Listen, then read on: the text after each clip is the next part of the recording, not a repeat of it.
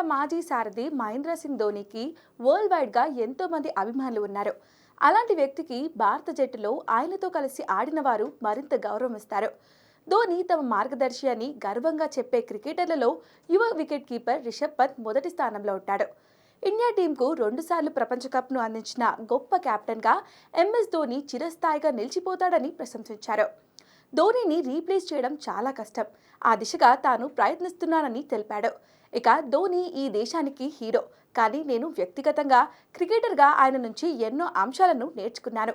Mister cool ఉన్నాడంటే జట్టులో ఎంతో నమ్మకం పెరుగుతుందని రిషబ్ పంత్ వెల్లడించారు. ఇక నాకేదైనా సమస్య ఉంటే ఎంఎస్ ధోనితో పంచుకుంటా, దానికి పరిష్కారం కూడా దొరుకుతుందని యువ వికెట్ కీపర్ రిషబ్ పంత్ తెలిపాడు. అయితే వికెట్ కీపర్గా ఆటగాడిగా ఓర్పు అత్యంత కీలకమని, అతడు నాకిచ్చే సలహా ప్రశాంతంగా ఉంటూ 100% ప్రదర్శన ఇచ్చేందుకు ట్రై చేయాలని చెప్తూ ఉంటారు. నేనెప్పుడు ఎంఎస్డీతో నా రికార్డుల విషయాన్ని పోల్చుకోను. కీపర్గా క్యాచ్లను అందుకోవడం మ్యాచ్కు అత్యంత కీలకం, దాని గురించి మరీ ఎక్కువగా ఆలోచించనని పంత్ పేర్కొన్నాడు. అయితే మహేంద్ర సింగ్ ధోని టెస్ట్ కెరీర్లో 90 మ్యాచ్లు ఆడగా మొత్తం 256 క్యాచ్లు, 38 స్టంప్ అవుట్స్ చేశాడు. అలాగే వన్డేలో 350 మ్యాచ్ల్లో 321 క్యాచ్లు, 123 స్టంపింగ్స్ ఉన్నాయి.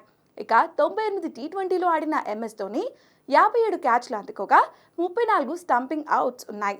కాగా రిషబ్ పంత్ విషయానికొస్తే 43 టెస్టుల్లో 149 క్యాచ్లు, 15 స్టంపింగ్స్ చేయక 31 వన్డేల్లో 27 క్యాచ్లను అందుకొని 1 స్టంపింగ్స్ మాత్రమే చేశాడు.